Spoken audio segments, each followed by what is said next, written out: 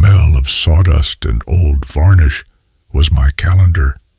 It was how I marked time.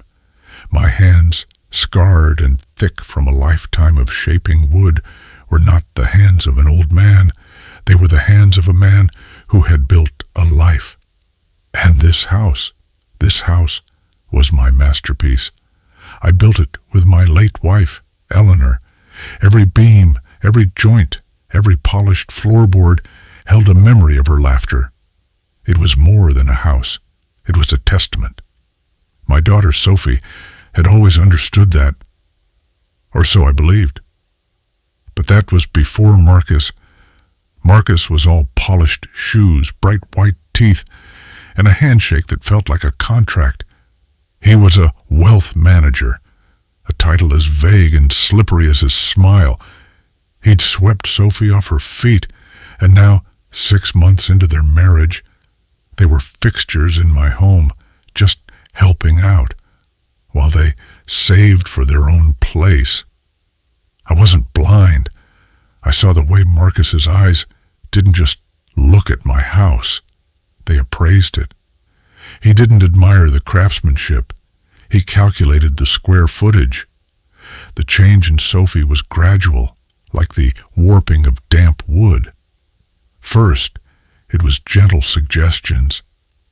"Dad, this house is so big for just one person. The maintenance must be a fortune." Then, the financial probing. "Dad, Marcus was looking at your portfolio. He says you're being far too conservative. You could be making money, not just sitting on it." I would just smile and nod. "I'm a carpenter, Sophie. I believe in solid foundations, not risky ventures. My conservatism was what allowed me to pay for her education, to give her a wedding that cost more than my first 2 cars combined, and to live comfortably, beholden to no one." The discovery came on a Tuesday. Marcus had been using my study, complaining his laptop screen was too small for his projections. He'd left his high-end tablet on my desk, synced to his cloud. A document was open. It wasn't a projection. It was a business plan, his business plan, a failing one, bleeding money.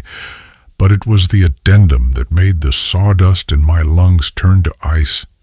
It was titled Asset Realization and Long-Term Care Strategy. The asset was my house. The strategy was for me. The plan was chillingly precise. Step 1.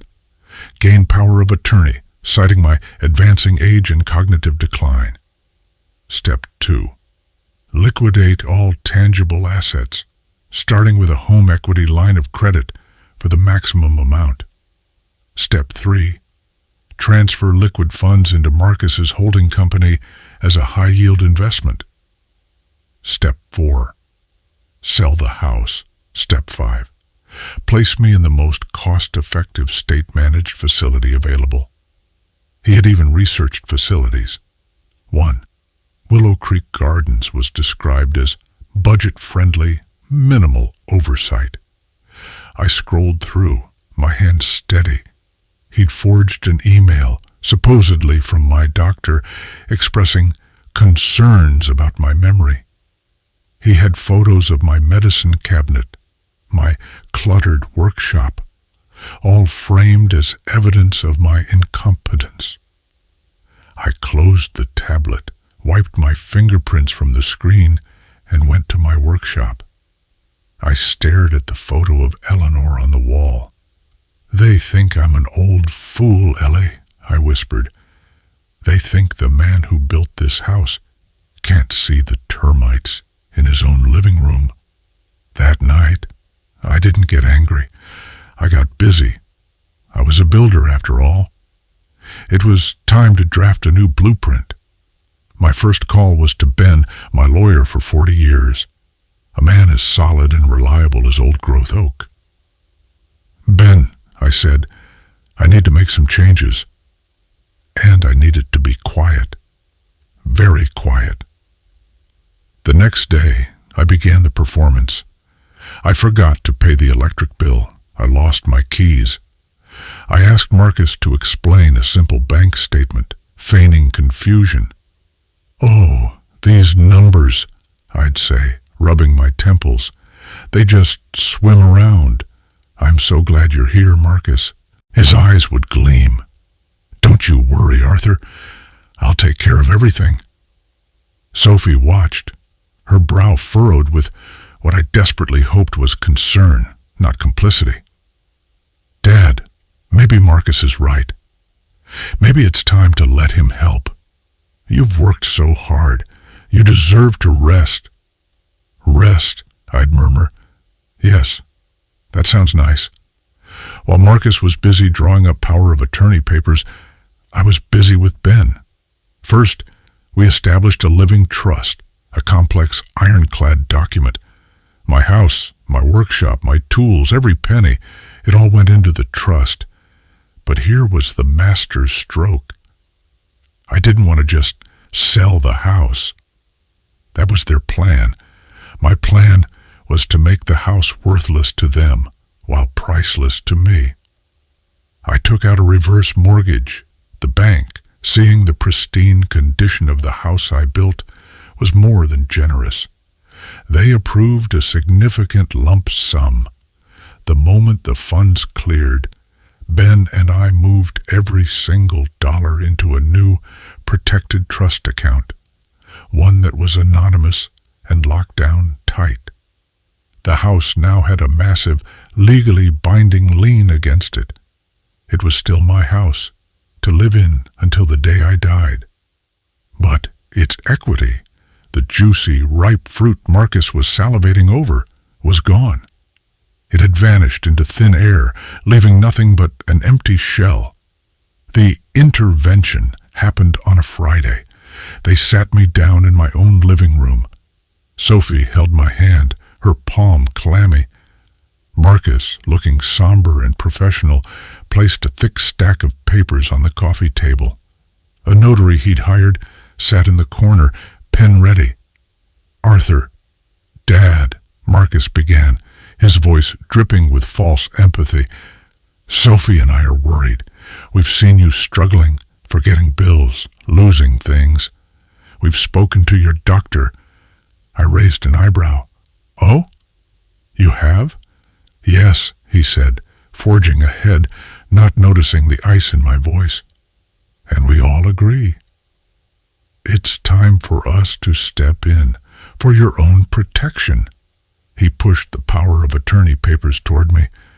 "This just allows me to manage your finances, to protect this house, your legacy from simple mistakes." Sophie chimed in. "It's for the best, Dad. We'll move your accounts to Marcus's firm. He'll get you a wonderful return. He'll use the house's equity to set you up for life." "For life," I repeated, tasting the words. "Just sign here," Marcus said, pointing the pen. I leaned back. I didn't look at the papers. I looked at Sophie. "You read his plan, didn't you, Sophie? The one on his tablet." Her face went pale. Marcus froze, his smile twitching. "What? What plan? Dad, you're confused." "Am I?" I said. "Willow Creek Gardens. Budget-friendly, minimal oversight. Does that ring a bell?" Sophie's eyes filled with tears. She knew. She had known. Marcus's mask didn't just slip. It shattered. "You senile old..." Ah, I said, holding up a hand. "Let's talk about the equity." "The equity you're so keen to invest. It's funny you should mention that." I reached into my shirt pocket and pulled out a single, folded piece of paper. I tossed it onto the coffee table, right on top of his useless power of attorney. "That's the statement from my reverse mortgage," I said calmly. "It finalized yesterday. I'm afraid the equity you were planning to steal, well, it's already been spent." Marcus snatched the paper. His face went from red to a sickly gray. as he read the numbers. He saw the lien. He saw the $0 balance of available equity. He saw his entire scheme evaporate. "Where is it?" he hissed, his voice trembling. "Where is the money, you old fool?" "Safe," I said, "safe from you, safe from everyone." You, that was my money," he shrieked. He was no longer a wealth manager. He was just a petty thief who had been caught. "You've ruined us." "No," I said, my voice resonating in the room I had built. "You ruined yourselves. You saw my life's work as a piggy bank. You saw me as an obstacle to be discarded. You forgot one thing." He stared at me, hyperventilating. "I built this house. I know every nail, every wire, every weak point, and I sure as hell know a termite when I see one." I stood up. "Marcus, I want you out of my house. Now." He lunged, not at me, at the stack of papers, at the statement, as if tearing it up would change reality. Sophie was sobbing. "Marcus, no." "Dad, I ... quote. "You too, Sophie," I said, and the words felt like swallowing glass. "You chose. You knew his strategy, and you sat there, holding my hand ready to send me to a cheap nursing home. You are not the daughter I raised." Marcus grabbed his coat, his face a mask of pure hatred. He looked at Sophie. "This is your fault. You said he was a senile idiot. You said it would be easy." He stormed out the front door, slamming it so hard a picture frame, one of him and Sophie on their wedding day, fell from the wall and shattered. Sophie just knelt on the floor, crying amidst the broken glass. She looked up at me, her face a ruin. "Dad, please, I have nowhere to go." "That," I said, "is no longer my problem. You have 24 hours to remove your belongings." I walked past her, past the notary who was already packing his bag, and went to my workshop. I closed the door, the click of the latch final. I picked up a piece of maple, its grain smooth and true. I took a deep breath. The smell of sawdust filled my lungs. It was the smell of sanctuary, the smell of a life I had built and a life I had just saved. The money?